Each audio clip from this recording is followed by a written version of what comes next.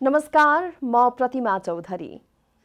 नमस्कार, म अनिस्मा बस्नेत। राति 8 बजेको जनता समाचारमा स्वागत छ।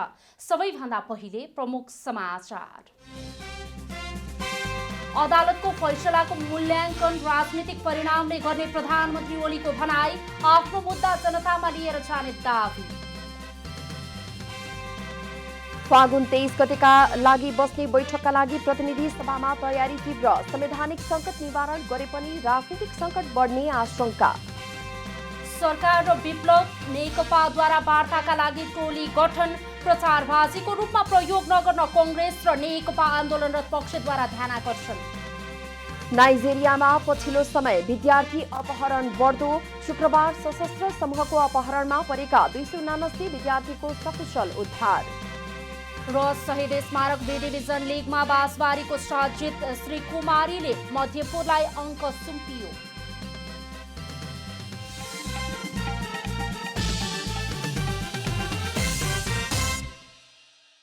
दैनिक 1400 टन फलामे छड उत्पादन गर्दै नेपालकै सबैभन्दा ठूलो फलामे छड उत्पादक कम्पनी बनेको छ। अम्बे स्टिल्स, जे बन्छ दिगो बन्छ।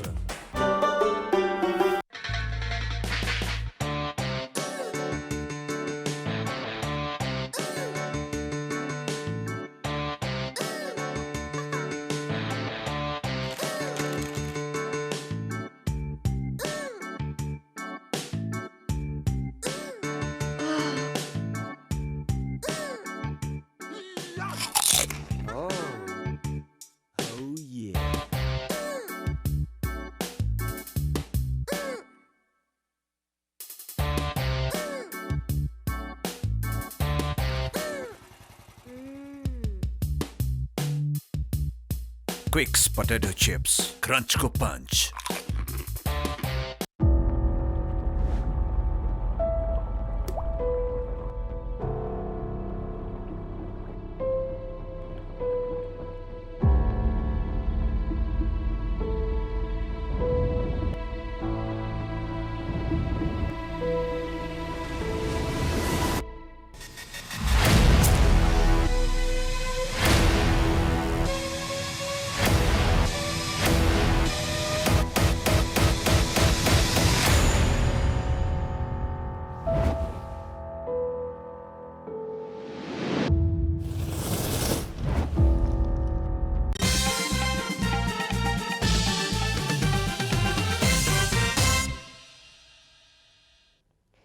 अब पूरा समाचार।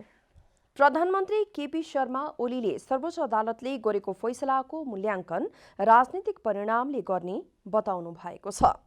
झापाको बिर्तामोड स्थित पूर्वाञ्चल क्यान्सर अस्पतालको उद्घाटन गर्दै प्रधानमन्त्री ओलीले सर्वोच्चको फैसलाको भने आफूहरूले पालना गरेको दावी गर्नुभयो। त्यस्तै फागुन 23 गते आह्वान गरिएको संसदलाई समेत सरकारले सौहार्दपूर्ण ढंगले सञ्चालन हुन दिने ओलीको भनाइ छ।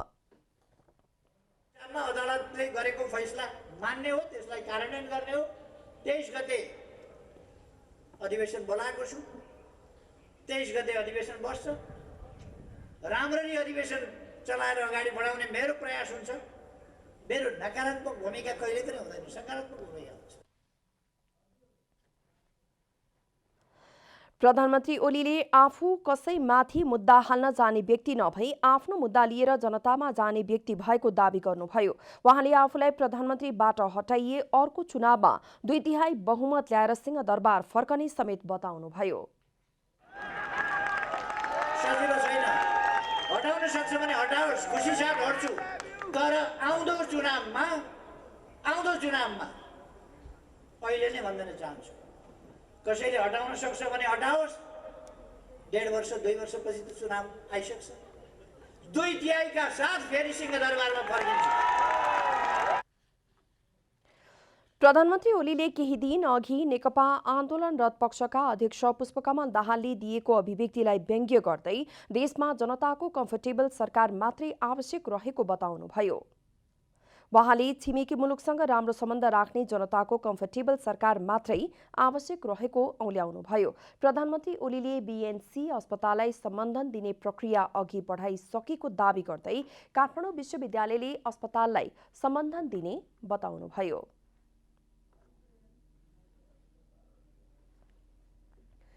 सरकारले झापास्थित प्रस्तावित बीएनसी मेडिकल कलेजलाई प्रक्रिया मिचेर सम्बन्धन दिन लागेको भन्दै प्रमुख प्रतिपक्षी दल नेपाली कांग्रेसले आपत्ति जनाएको छ। शिक्षा मन्त्री कृष्ण गोपाल श्रेष्ठको ठाडो निर्देशनमा बीएनसीलाई सम्बन्धन दिन लागेको भन्दै कांग्रेस शिक्षा विभागले गम्भीर ध्यानाकर्षण भएको जनाएको हो। शिक्षा मन्त्रीले प्रक्रिया मिचेर विश्वविद्यालयको स्वायत्ततामाथि हस्तक्षेप गर्दै राजनीतिक दबाव सृजना गर्न खोजेको कांग्रेसले जनाएको छ।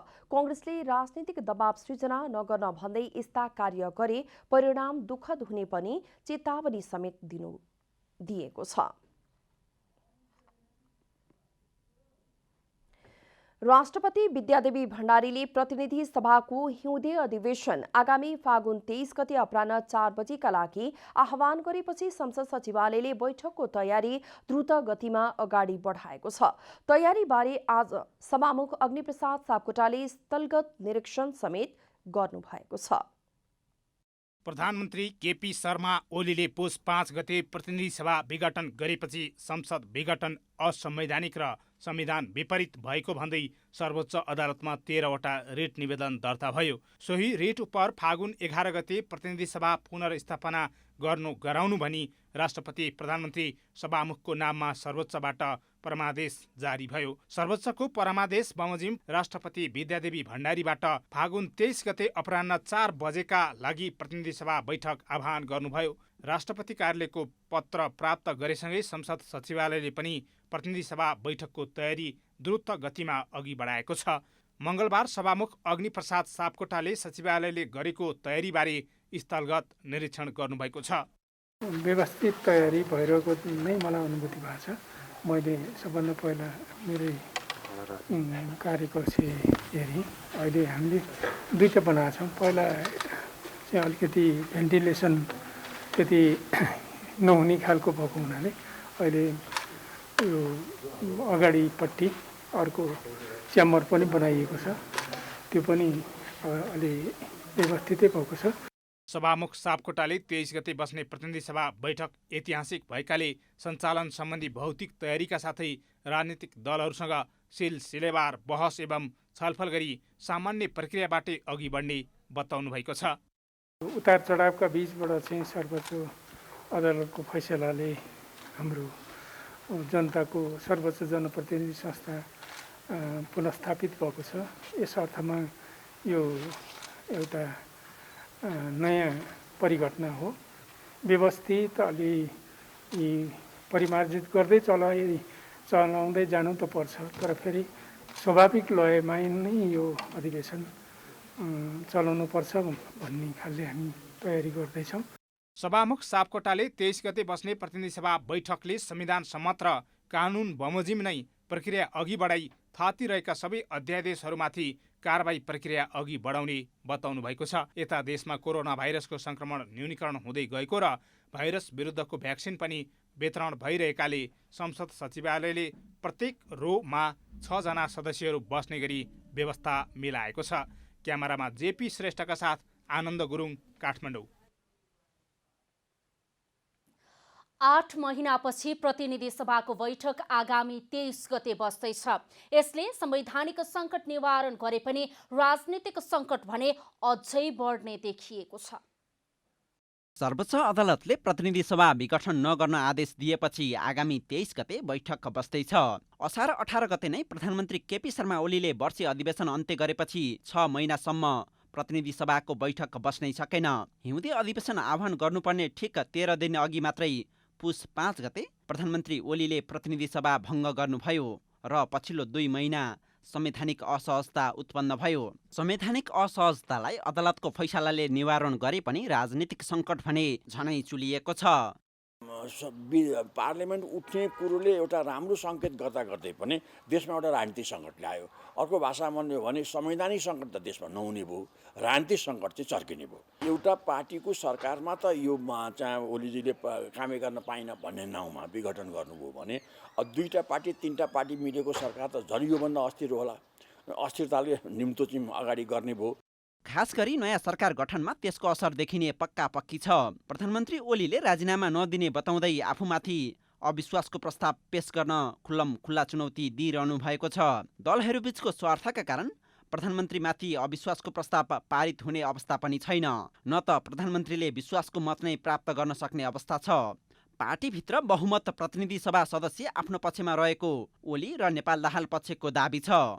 तर संसदीय दलका नेता र उपनेता आफ्नै पक्षमा रहेका कारण नेपाल दाहाल पक्ष केही कमजोर रहेको विश्लेषण हुँदै आएको छ। ओली पक्षले त प्रमुख सचेतक देव गुरुङलाई हटाएर विशाल भट्टराईलाई नियुक्ति समेत दिएको छ। त्यसलाई भने नेपाल दाहाल पक्षले स्वीकार गरेको छैन। त्यहाँ कुनै व्यक्तिलाई सदस्यताबाट निकाल्नु हो भने केन्द्रीय कमिटीले अनुमोदन गर्नुपर्छ। अनि केन्द्रीय कमिटीको बहुमत कसको हातमा छ? केपी ओलीको। 100 जना पनि सदस्य छैन पार्टीमा। दुईटै हानिसकेका छन्। अनि यहाँ आएर नक्कली प्रमुख सचेतकले म व्हिप जारी गरेर निकाल्छु भन्दा कोही पत्याउँछ? प्रतिनिधि सभाको विघटनदेखि नै अलमलमा रहेको प्रमुख प्रतिपक्षी नेपाली काङ्ग्रेस अझै पनि अलमलमै छ। काङ्ग्रेसले आफ्नो आगामी रणनीति अझै तय गरिसकेको छैन। जबसम्म उहाँहरूले चाहिँ निर्कुल गर्नुहुन्न, कम्युनिस्ट पार्टी एकै भएर पनि जान सक्छ, भोलि चाहिँ अलग भएछ भने कसरी चाहिँ जान्छ, त्यो परिस्थिति नआएसम्म नेपाली काङ्ग्रेसले चाहिँ हतारेर हामी यसो गर्छौँ उसो गर्छौँ, यो पक्षमा लाग्छौँ ऊ पक्षमा लाग्छौँ भन्नु चाहिँ त्यो अपरिपक्व हुन्छ। त्यो नेपाली काङ्ग्रेस पार्टीले त्यो अहिले गर्छ। सङ्कटका समयमा नेपाली राजनीतिक दलहरू एकै ठाउँमा उभिएको विगतदेखिकै अभ्यास छ। वर्तमान सङ्कट पनि मिलेरै समाधान गरेको राम्रो। ऋषि खतिवडा, काठमाडौँ। सरकारले नेत्र विक्रम चन्द विप्लव नेतृत्वको प्रतिबन्धित नेपाल कम्युनिस्ट पार्टीसँग वार्ता गर्न 2 सदस्यीय टोली गठन गरेको छ।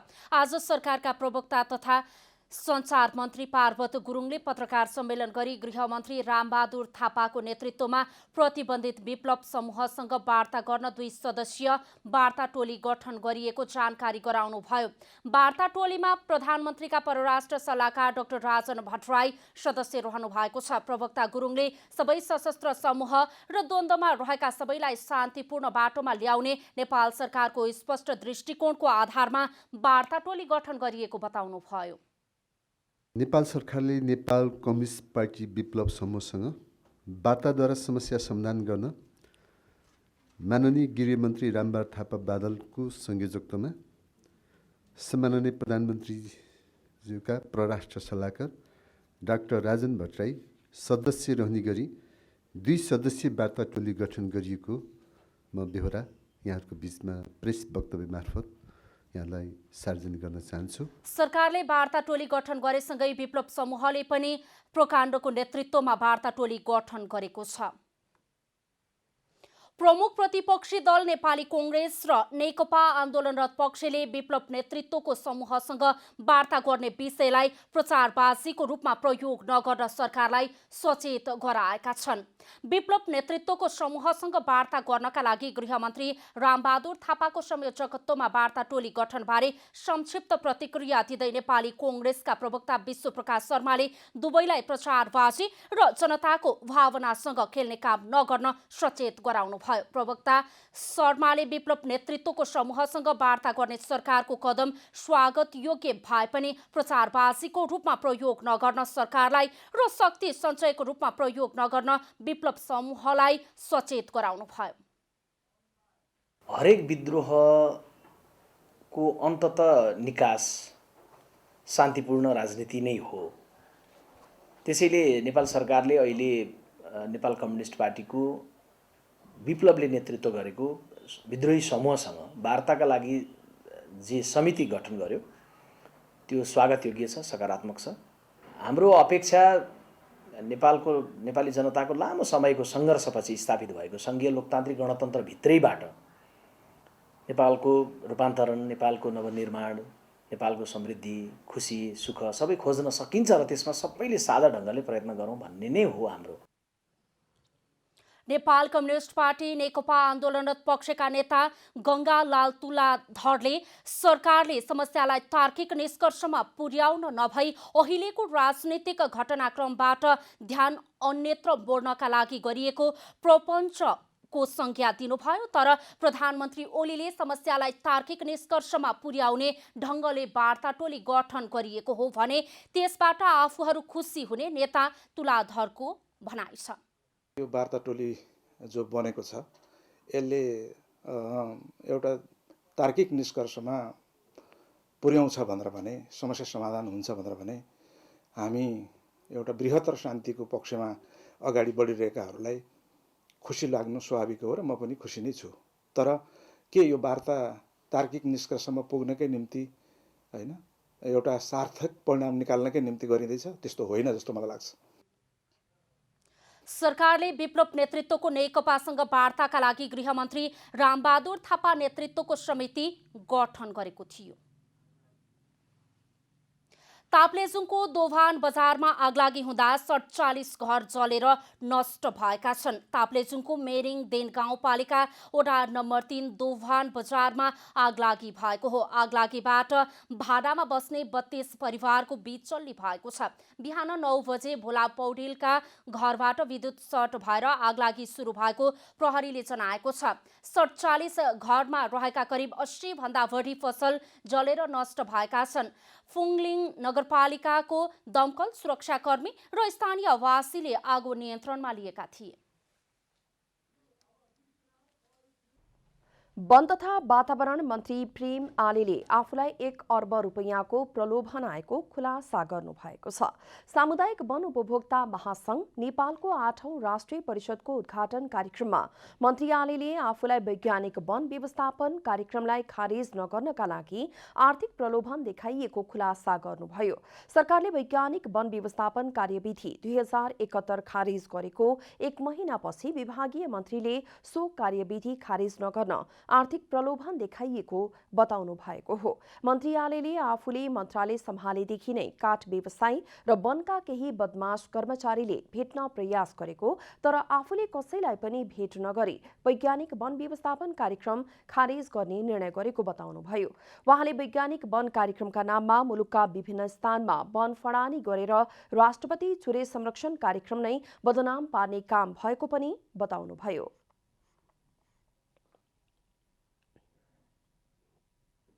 जो त्यहाँ कर्मचारीहरू छन्, जो मुछिएका छन्, जसले गल्ती गरेको छ तिनलाई हदसम्म कारबाही गर्ने भनेर हामीले सार्वजनिक लेखा समितिले निर्णय गरेर अख्तियार दुरुपयोग अनुसन्धान आयोगलाई हामीले प्रतिवेदन पनि बुझायौँ, छानबिन पनि भइरहेको छ, तर वैज्ञानिक वन खारिज हुँदैन। यही कारणले गर्दा सम्माननीय प्रधानमन्त्रीज्यूले मलाई यो जिम्मेवारी सुम्पिनु भयो र छिटो वैज्ञानिक वन खारिज हुनुपर्छ भनेर उहाँको मान्यता थियो। मन्त्री आलेले आफू सार्वजनिक लेखा समितिको सदस्य रहेका बेला उपसमितिमा बसेर वैज्ञानिक वन कार्यक्रमको बारेमा अध्ययन गर्दा पनि जिल्ला वन अधिकृत, क्षेत्रीय निर्देशक, काठ व्यवसायी, कर्मचारी लगायतले विभिन्न किसिमका प्रलोभन देखाएको बताउनुभयो। हामी 1 अर्ब पैसा उठाएर दिन्छौँ भन्ने कुरा पनि आयो। अनि मैले भने 1 अर्ब पैसा समातेर आफ्नो मुखमा कालो बोसो आफै दल्ने मैले इन्कार गरिसकेपछि मेरा मन्त्रालयका हाम्रो डिजी साहब यही हुनुहुन्छ, हाम्रो लम्सालजी यही हुनुहुन्छ, सहसचिव, वन सचिव भर्खरै जानुभयो उहाँ एउटा कार्यक्रमले गर्दाखेरि पुरै टिमले मलाई यो चाहिँ रोक्नुपर्छ भनेर मैले पुरै सहयोग पाएको छु। उहाँले कुनै पनि किसिमका प्रलोभनमा नपरी देश र जनताको हितलाई मध्यनजर गरी काम गर्न पनि आग्रह गर्नुभयो। जनता समाजवादी पार्टीका वरिष्ठ नेता राजेन्द्र महतोले कांग्रेस कम्युनिस्टहरूले राष्ट्रवादको मुखौटा लगाएर राष्ट्रघात गरेको बताउनु भएको छ। मंगलबार कञ्चनपुरको महेन्द्रनगरमा सञ्चारकर्मीहरूसँगको भेटघाटमा नेता महतोले कांग्रेस सभापति शेरबहादुर देउवाले महाकाली सन्धि गरेको र वर्तमान प्रधानमन्त्री केपी शर्मा ओलीले त्यसलाई अनुमोदन गरेर ठूलो राष्ट्रघात गरेको बताउनुभयो। भारतलाई गाली गर्दैमा राष्ट्रवादी हुन नसकिने बताउँदै महतोले मिडियाले समेत कांग्रेस कम्युनिस्ट लगायतका राष्ट्रघातीहरूलाई सहयोग गरेको आरोप लगाउनुभयो।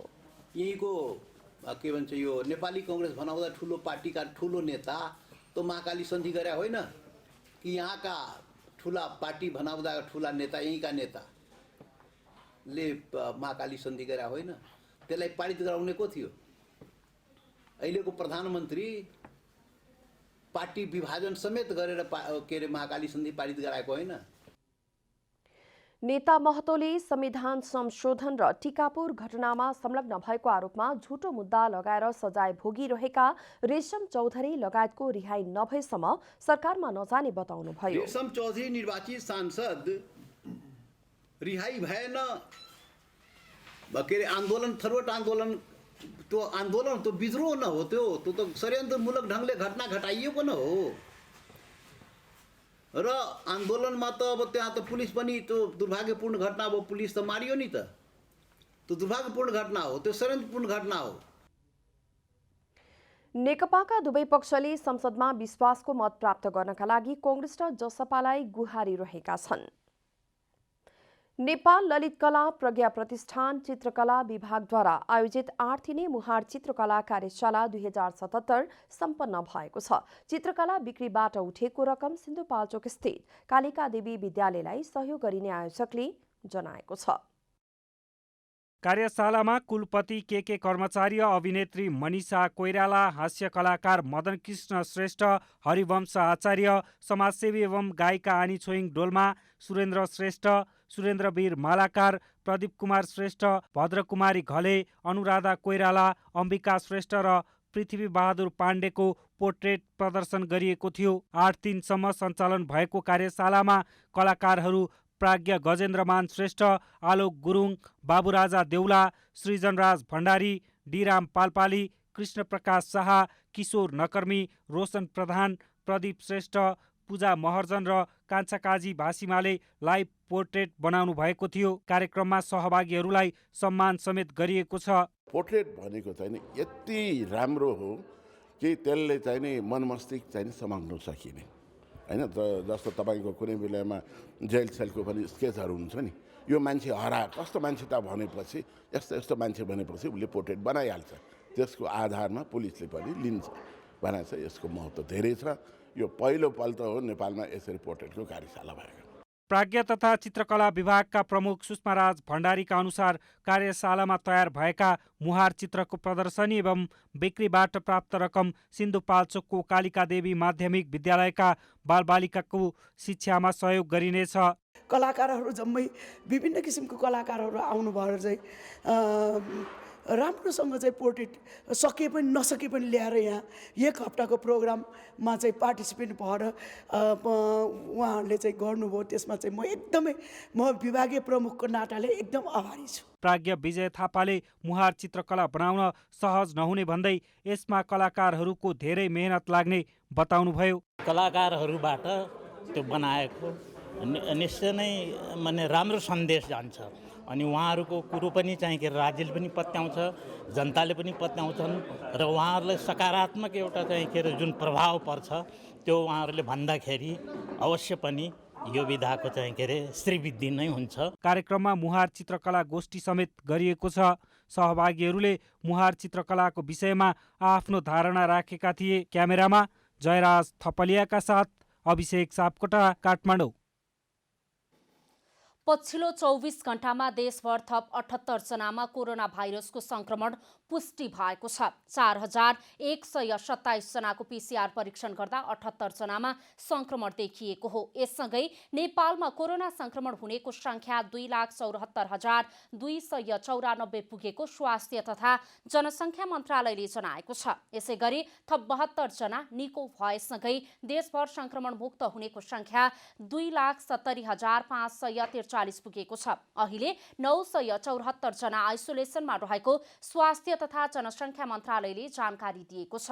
कोरोना संक्रमणका कारण पछिल्लो 24 घण्टामा कसैको पनि मृत्यु नभएको मन्त्रालयले जनाएको छ। हालसम्म नेपालमा 2,777 जनाको कोरोना संक्रमणबाट मृत्यु भइसकेको छ। सरकारले थप 50 लाख डोज कोभिड-19 विरुद्धको खोप खरिदको प्रक्रिया सुरु गरेको छ। हाल मौजुदा खोप र खरिद गरिने गरी 1,10,00,000 डोज जम्मा गरी अर्को चरणको खोप अभियान चलाउने सरकारको तयारी छ। प्रतिनिधि सभाको शिक्षा तथा स्वास्थ्य समिति अन्तर्गतको उपसमितिमा कोभिड-19 खोप अभियानको सम्बन्धमा भएको छलफलमा स्वास्थ्य तथा जनसङ्ख्या मन्त्रालयका सचिव लक्ष्मण अर्यालले सरकारले थप 50 लाख डोज खोप किन्नको लागि प्रक्रिया सुरु गरेको बताउनु भएको छ। हाल मन्त्रालयसँग रहेको खोप र बाँकी खोप खरिद गरी 1,10,00,000 डोज खोप जम्मा गरी अर्को चरणको खोप अभियान सञ्चालन गरिने पनि उहाँले जानकारी दिनुभयो।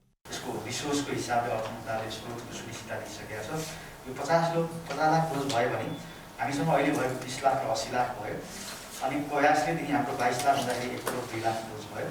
अनि चिनी सरकारले दिएको 8 लाख डोज हुँदाखेरि करिब हामीसँग 1 करोड 10 लाख डोज खोप चाहिँ हुन्छ। त्यसलाई 2 डोजको क्यालकुलेट गरेर हामी खोप अभियान सञ्चालन गर्नुपर्ने हुन्छ। स्वास्थ्य सेवा विभागका महानिर्देशक दिपेन्द्र रमन सिंहले आगामी दिनमा खोप अभियान ज्येष्ठ नागरिकबाट सुरु गर्ने बताउनुभयो। फ्रन्टलाइनमा काम गर्नेहरूलाई पनि कोभिड-19 को संक्रमणबाट बचाउनु पर्नेमा उहाँको जोड छ। 3 लाख डोज खोप यही हप्ताभित्र आउने र थप 10 लाख खोप 15 दिनभित्र आउने पनि उहाँले जानकारी दिनुभयो। तर एकैचोटि करोडको संख्यामा खोप आएमा राख्ने ठाउँ नहुन सक्ने पनि उहाँले बताउनुभयो। हाम्रो चाहिँ ज्येष्ठ नागरिकहरूलाई चाहिँ अलिक बढी छ, त्यस कारण चाहिँ उहाँहरूबाट सुरु गर्नुपर्छ भने हामीले त्यसरी गइरहेछौँ। हजुरको जो चाहिँ सबैभन्दा बढी एक्टिभ हुनुपर्छ उहाँहरूलाई पनि हामीले चाहिँ सेभ गर्नुपर्छ। त्यो अनुसार चाहिँ बिस्तारै हामी गइरहेछौँ। स्वास्थ्य सेवा विभागका बाल स्वास्थ्य तथा खोप शाखाका प्रमुख डाक्टर झलक शर्मा गौतमले कोभिड विरुद्धको खोपका कारण गम्भीर प्रकृतिका असरहरू देखा नपरेको जानकारी गराउनुभयो। र सुरुमा हामीले स्तनपान गराइरहेका आमाहरूलाई नदेऊ भनेर 6 महिनासम्मको उसलाई गरेका थियौँ। पछि के सिफारिस आयो भने दिन सकिन्छ भन्ने भएपछि अहिले हामीले त्यसलाई पनि दिन्छौँ। दिन नहुने भनेको यो 18 वर्षभन्दा मुनिको बालबालिका अथवा त्यो उमेर समूहमा, अनि यो खोप पहिलो मात्र लिँदाखेरि एनाफाइलेक्सिस भएको छ अथवा एलर्जी गम्भीर खालको एलर्जी भएको छ भने अनि यो गर्भवती महिलाहरूलाई हामी यो दिँदैनौँ। डाक्टर शर्माले कोभिड विरुद्धको खोप स्तनपान गराइरहेको आमालाई पनि दिन मिल्ने बताउनुभयो। 18 वर्ष मुनिका बालबालिकाको उमेर समूहमा अध्ययन भएर तथ्याङ्क नआएको हुनाले खोप नदिने उहाँको भनाइ छ। पहिलो खोप लगाएपछि गम्भीर प्रकारका असर देखा परेका व्यक्ति र गर्भवती महिलालाई पनि कोभिड विरुद्धको खोप नदिने डाक्टर गौतमले जानकारी दिनुभयो। नेपाली मौलिक तथा परम्परागत खाना मार्फत पर्यटन प्रवर्धन गरिने भएको छ। कोरोनाले धराशायी बनेको नेपालको पर्यटन क्षेत्रलाई पुनर्स्थापना गर्नका लागि नेपाली मौलिक तथा परम्परागत खाना मार्फत नेपाली पर्यटन प्रवर्धन गर्न लागि हो। नेपाल पर्यटन बोर्ड तथा ग्यास्ट्रोनोमी टुरिज्म एसोसिएसन अफ नेपालले कोरोनाका कारण थला परेको नेपालको पर्यटन क्षेत्रलाई पुनर्स्थापना गर्नका लागि नेपाली मौलिक तथा परम्परागत खाना मार्फत पर्यटन प्रवर्धन गर्न लागेको जनाएको छ। बीबीसी मास्टरसेफ युके 2020 का उपविजेता बन्न सफल नेपाली सन्तोष शाहको सम्मानमा आयोजित कार्यक्रममा उक्त कुरा जानकारी गराइएको हो। त्यो मुलुक चेन्ज गर्नको लागि हरेक सेक्टरबाट आफूले जानेको कुरा त्यहाँ सिकाइदिनुपर्छ। संसारमा त्यो कुरा प्रचार गरिदिनु पर्दछ। हो, यो प्रचार गर्ने सबभन्दा महत्त्वपूर्ण कुरा हो। होटल संघ नेपालकी अध्यक्ष सृजना राणाले नेपालको मौलिक खानालाई विश्वसामु चिनाउन सफल शाहको कामले नेपालमा पर्यटक भित्राउन महत्त्वपूर्ण भूमिका निर्वाह गर्ने विश्वास व्यक्त गर्नुभयो। You have helped globalize Nepali cuisine, something that the Nepali tourism industry from the Nepal Tourism Board, the Hotel Association Nepal, Chef Association Nepal, and the Restaurant and the Bar Association Nepal have tried to promote over the last few years with cookbooks and discussions from globalizing Nepali heritage cuisine. Nepali खाना स्वस्थकर रहेर पनि नेपाली स्वयंले चिन्न ढिलाइ गरेको विजेता शाहको भनाइ छ। शाहले प्रतियोगितामा आफूले खानाको विविधतासँगै पर्यटन प्रवर्धन र नेपाली संस्कृतिलाई दर्शाएको बताउनुभयो। टुरिज्मलाई चाहिने के हो त हामीलाई फुड र अकोमोडेसन, बाँकी त हामी टुरिस्ट हिँडेर पनि गइहाल्छ, त्यो हैन। खाना चाहियो, बास चाहियो। खानामा हामी यति धनी छौँ। मैले धेरै ठाउँमा सोध्यो कि हाम्रो नेपाली खानाको प्रचार प्रसार किन हुन सकेन त, धेरै पत्रकारहरूले सोध्यो।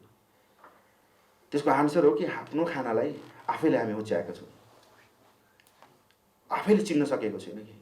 पर्यटकमाझ नेपाली खाना गुणस्तरीय र स्वस्थवर्धक छ भन्ने सन्देश दिन थप सुधारका साथै होटल संघ मार्फत नेपाली मौलिक खानाको मेन्यु म्याप युनेस्कोमा दर्ता गर्न सरोकारवालाहरूको सुझाव छ। क्यामेरामा प्रदीपमान सिंहका साथ रूपा घिमिरे, काठमाडौँ।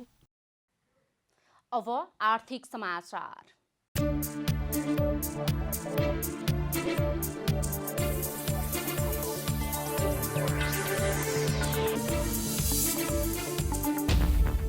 मङ्गलबार सुनको मूल्य तोलामा 1,700 रुपियाँले घटेको छ। मूल्य घटेर बजारमा छापावाला सुन प्रतितोला 87,000 रुपियाँमा कारोबार भएको नेपाल सुन चाँदी व्यवसायी महासङ्घले जनाएको छ। सोमबार छापावाला सुन प्रतितोला 88,700 रुपियाँमा कारोबार भएको थियो। मङ्गलबार तेजाबी सुन प्रतितोला 86,550 रुपियाँमा कारोबार भएको महासङ्घले जनाएको छ। चाँदीको मूल्य पनि तोलामा 40 रुपियाँले घटेर प्रतितोला 1,290 रुपियाँमा कारोबार भएको महासङ्घले जनाएको छ। अन्तर्राष्ट्रिय बजारमा मूल्य घटेर सुन प्रति औँस $1,714 हाराहारीमा कारोबार भइरहेको छ।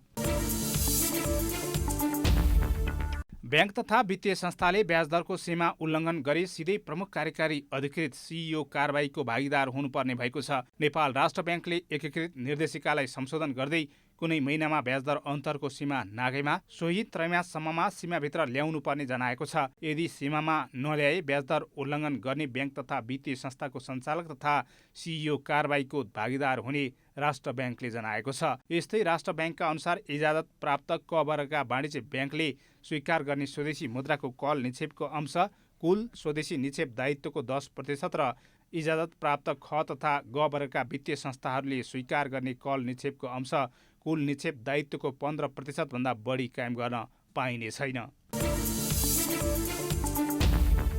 नुवाकोटमा निर्माण भइरहेको 25 मेगावाट क्षमताको मुलुककै ठूलो सौर्य प्लान्टबाट 10 मेगावाट विद्युत उत्पादन थालिएको छ। परीक्षणका रूपमा गत जेठमा 1.25 मेगावाट विद्युत उत्पादन भएकोमा अहिले थप 8.75 मेगावाट विद्युत उत्पादन थालिएको आयोजना प्रमुख विकास रघुवंशीले जानकारी दिनुभएको छ। आयोजनाको पछिल्लो प्रगति बुझ्न स्थलगत अवलोकनमा पुग्नुभएका नेपाल विद्युत प्राधिकरणका कार्यकारी निर्देशक हितेन्द्र देव साक्यलाई हाल आयोजनाबाट 10 मेगावाट विद्युत उत्पादन गरेर केन्द्रीय प्रसारण प्रणालीमा जडान सुरु गरेको जानकारी दिएको हो। उक्त विद्युत देवीघाट जलविद्युत केन्द्रको प्रसारण प्रणाली मार्फत सिधै राष्ट्रिय प्रसारण लाइनमा जोडिएको छ। आयोजनाले 25 मेगावाट विद्युत उत्पादनका लागि देवीघाट जलविद्युत केन्द्रको विभिन्न 7 स्थानको खाली जग्गा उपयोगमा ल्याउने क्रममा अबको केही दिनमा थप 5 मेगावाट विद्युत उत्पादन गर्ने तयारी अन्तिम चरणमा पुर्याएको जनाएको छ।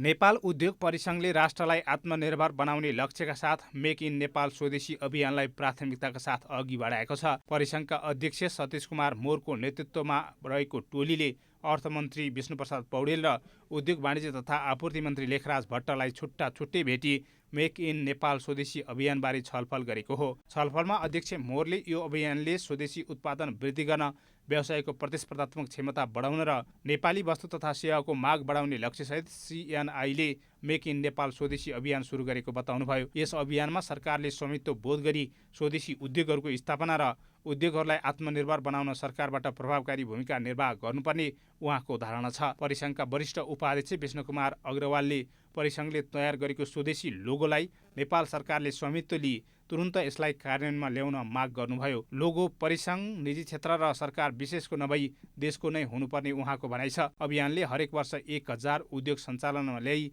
वार्षिक 1,50,000 औद्योगिक रोजगारी सिर्जना गर्ने लक्ष्य लिइएको छ। परिसङ्घको लक्ष्य अनुसार 5 वर्षमा वार्षिक निर्यात $4.3 अर्ब पुर्याउने र कुल गारस्थ उत्पादनमा सन् 2025 सम्ममा 22% र 2030 सम्ममा 26% योगदान पुर्याउने लक्ष्य लिइएको छ। मङ्गलबार नेप्सेमा फेरि उच्च अङ्कको गिरावट आएको छ। आइतबार उच्च अङ्कले घटेको नेप्सेमा सोमबार सुधार देखिए पनि मङ्गलबार पुनः गिरावट आएको हो। मङ्गलबार नेप्से 59.70 अङ्कले घटेर 2455.33 अङ्कमा आइपुगेको छ। बजारमा क वर्गका परिसूचकको मापन गर्ने सेन्सिटिभ इन्डेक्स 9.80 अङ्कले घटेको छ। बजारमा कारोबारमा आएका व्यापारिक र होटल्स एवं पर्यटन क्षेत्रबाहेक बाँकी सबै समूहको परिसूचकमा गिरावट आएको छ। बजारमा 208 कम्पनीका 1,31,06,738 किता सेयर 64,787 पटक खरिद बिक्री हुँदा 6,11,96,00,000 रुपियाँ बराबरको कारोबार भएको छ।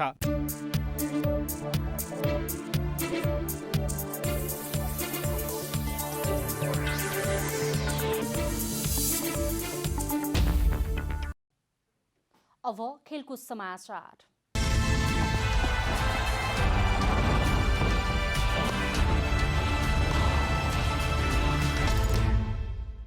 निशान सुनारको गोलको मद्दतमा बाँसबारी क्लबले शहीद स्मारक बी डिभिजन लिगमा जित निकाल्दा अर्को खेलमा मध्यपुर युथ एसोसिएसनले श्री कुमारी क्लब विरुद्ध पुनरागमन जित निकालेको छ। सातबाटो स्थित एन्फा मैदानमा मंगलबार भएको दोस्रो खेलमा बाँसबारीले पुल्चोक स्पोर्ट्स क्लबमाथि 2-0 को जित निकाल्दा मध्यपुरले श्री कुमारी क्लबलाई 2-1 ले हराएको हो। जारी लिगमा 6औं जित निकाल्दा बाँसबारीको लागि निशानले दोस्रो हाफमा 2 गोल गरे। प्रतिस्पर्धात्मक खेलेको बाँसबारीले दोस्रो हाफमा भने दबाव दिन सफल भएको थियो। 47औं मिनेटमा निशानले गोल गर्दै टोलीलाई सुरुवाती अग्रता दिलाएका थिए। त्यसपछि 69औं मिनेटमा व्यक्तिगत दोस्रो गोल गर्दै निशानले टोलीको जित सुनिश्चित गरे। जितसँगै बाँसबारीले 8 खेलमा 18 अङ्क बनाएको छ। 6 खेलमा स्पष्ट जित निकालेको बाँसबारी तालिकाको तेस्रो स्थानमा उक्लिएको छ। यस्तै समान 8 खेल खेलेको पुल्चोकको मात्र 2 अङ्क छ।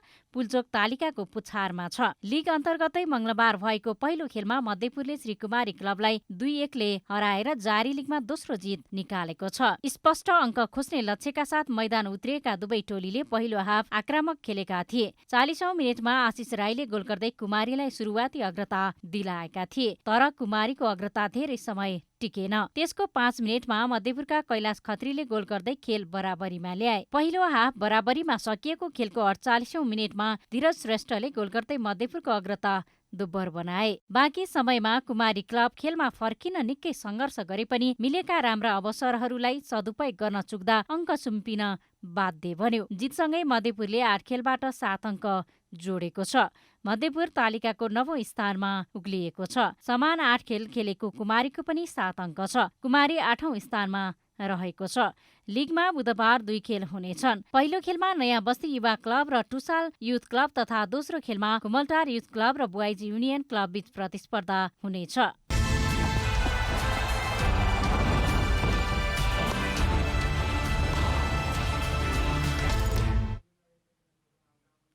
अब मौसम समाचार।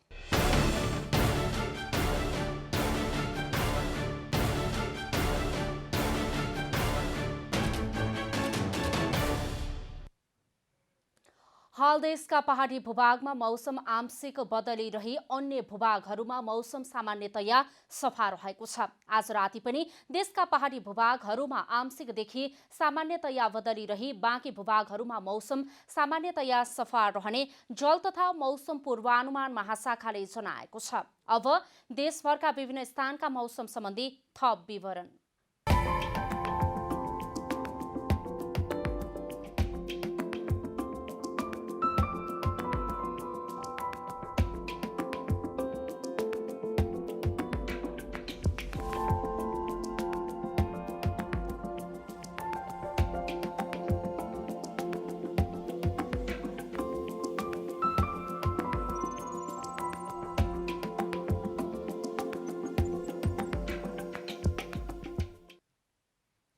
अन्त्यमा आजको डायरी।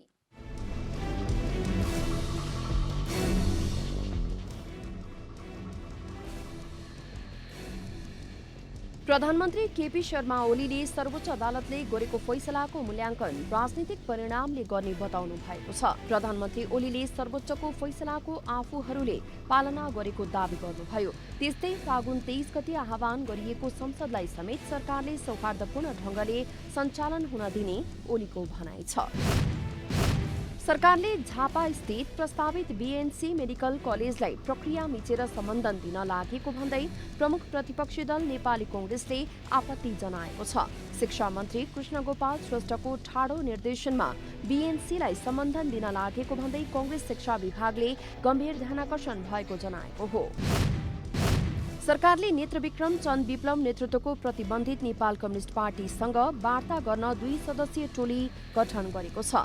वार्ता टोलीमा प्रधानमन्त्रीका परराष्ट्र सल्लाहकार डाक्टर राजन भट्टराई सदस्य रहनु भएको छ। सरकारले वार्ता टोली गठन गरेसँगै विप्लव समूहले पनि प्रकाण्डको नेतृत्वमा वार्ता टोली गठन गरेको छ।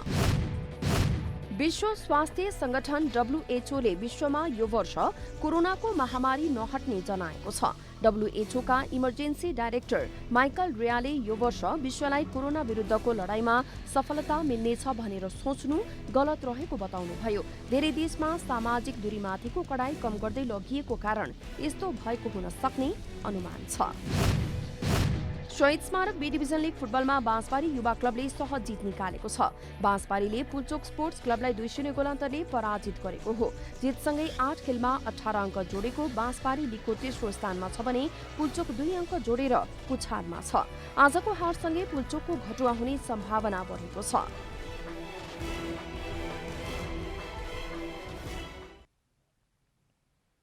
जनता समाचार अहिलेलाई यति नै। जनताद्वारा जनताका लागि प्रसारित जनता टेलिभिजनका कार्यक्रमहरू युट्युब, ट्विटर, फेसबुक र हाम्रो वेबसाइट जनतासमाचार.com मा पनि पढ्न र हेर्न सक्नुहुनेछ। सूचनामा तपाईको सहभागिता, समयमा समाचार हाम्रो प्रतिबद्धता। कोरोना भाइरसको संक्रमणबाट बस्न नियमित रूपमा साबुन पानीले मिचिमिची हात धौँ, भिडभाडबाट टाढै रहौं। नमस्कार।